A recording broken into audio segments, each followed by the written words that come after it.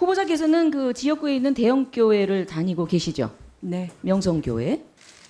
자, 교회를 나간다고 하면 지역구 관리를 위한 겁니까? 아니면 크리스천의 종교적인 교리의 믿음과 신념 때문에 나가십니까? 처음에 의원님도 아시겠지만 저는 비례대표였고요. 다시 재선을 고민하면서 선택한 지역구에 말씀하신 대로 중요한 짧게 좀 명성교회가 해주세요. 있었습니다. 그래서 저는 진지하게 고민했습니다. 성경이라는 또 하나님의 성령을 가르침이라는 받으신 게 거죠? 예. 그렇습니다. 진지한 그 교인이라는 말씀이죠? 네. 맞습니다. 인정하겠습니다.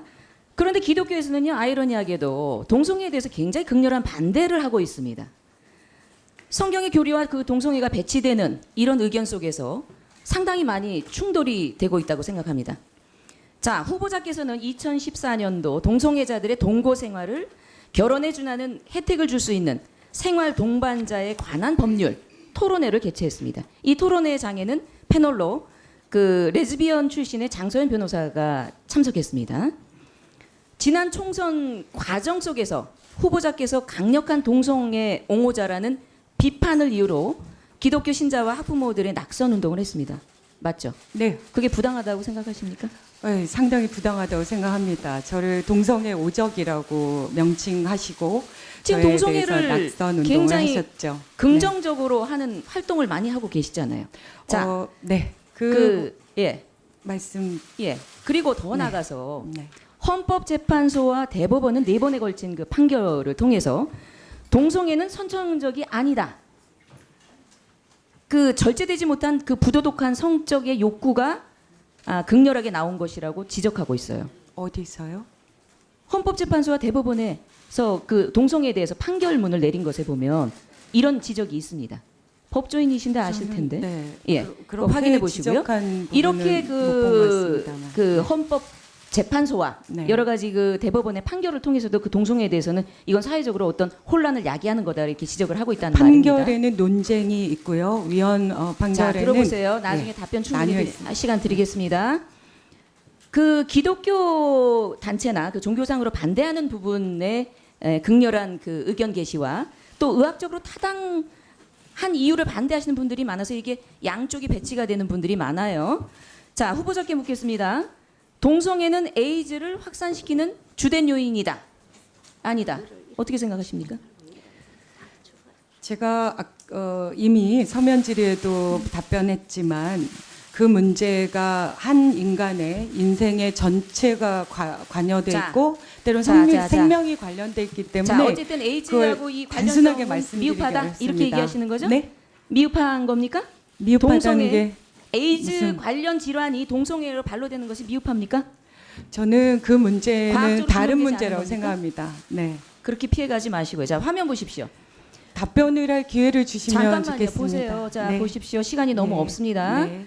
화면을 보시면 미국의 질병관리본부에서 저 통계가 나와 있습니다. 한 해 HIV 감염자는 동성애 간의 성접촉으로 인해서 70%가 발생되고 있다. 이런 표지가 있고요. 그 다음 화면 봐주시기 바랍니다. 우리나라 질병관리본부에서 나온 역학조사입니다. 동성 간 성접촉이 47.5%가 되고 이성 간 성접촉에서 발현되는 것이 52.3%로 보고가 되고 있습니다. 매우 불안한 수치이기도 합니다. 에이즈는 확산 일로에 있고 국가기관이 내놓은 이런 자료를 바탕으로 해서 아이를 키우고 있는 학부모들은 매우 불안한 심증적으로 그래서 동성애를 반대하고 이런 집단적인 행위를 하고 있습니다.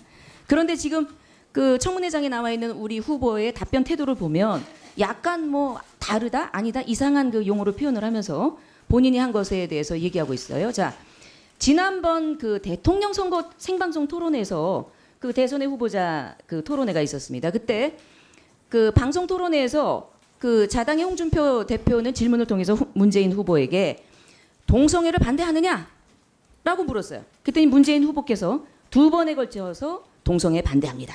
이렇게 단호하게 얘기했습니다. 또 이어서 차별금지법이 곧 동성애 허용법인데 동성애 반대하는 거 확실하냐? 또 이렇게 다짐을 합니다. 그랬더니 그 지금 현 대통령께서는 저는 동성애를 좋아하지 않습니다. 라고 답변을 했습니다.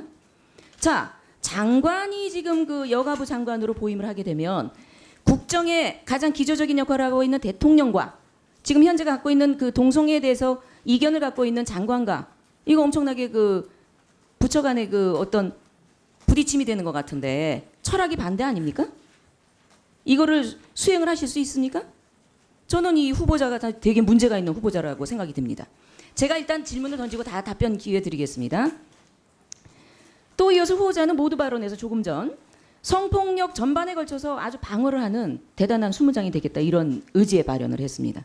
그런데 올해 대한민국을 뜨겁게 달궜던 이슈 중에 미투, 서지영 검사의 미투 폭로로 인해서 대한민국은 아주 민낯을 드러낸 바가 있습니다.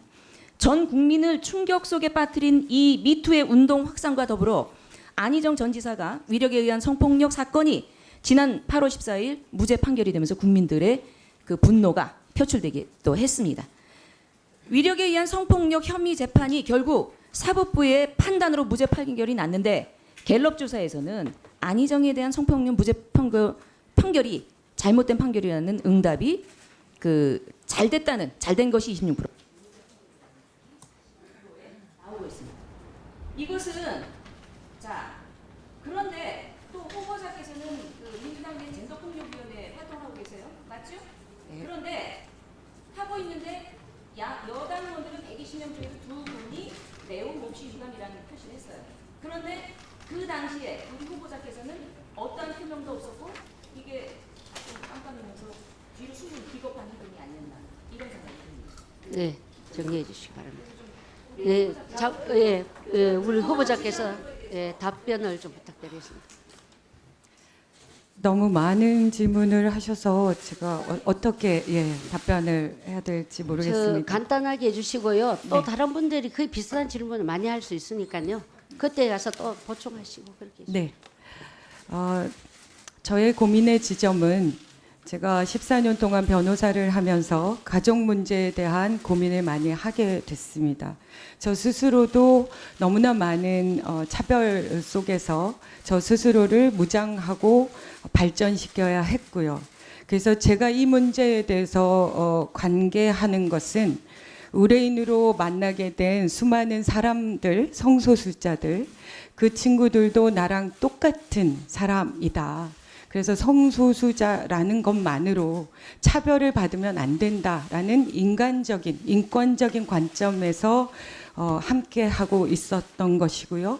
기독교의 교리에 부합하지 않지 않나 이렇게 말씀하시지만 기독교가 애초에 탄생하게 된 수많은 국가에서도 여전히 한 국민 속에 성소수자들에 대한 여러 가지 고민들을 하고 결국 미국에서도 얼마 전에 동성혼을 통과시켰습니다. 저는 호주제를 10년 동안 하면서 가족 제도라는 건 한 번도 멈춰서 있었던 적이 없다. 누군가에게는 수십 년 동안 차별을 받게 하고 억압 기제로 작용하지만 그것이 수십 년 동안 지나서 구성원들의 합의가 모아지면 그 제도 또한 변화되는 것이 사람들의 삶의 문제다 이렇게 생각하고 있기 때문에 제가 지금 여기 위치에 있는 정책을 담당하고 법을 담당하는 장관 후보로서 저는 사회적 합의를 존중할 충분한 의지가 있습니다. 다만 그것은 제도는 사람 앞에 있는 게 아닙니다. 제도는 사람의 삶을 편하고 행복하게 만들기 위해서 만들어진 제도일 뿐입니다. 그래서 그 제도가 정말 사람들의 삶에 도움이 되는지 언제나 우리는 고민해야 된다라는 그 고민의 지점에 서 있습니다. 다음에 또 기회가 되면 제가 더 자세하게 답변하도록 하겠습니다. 네, 다음은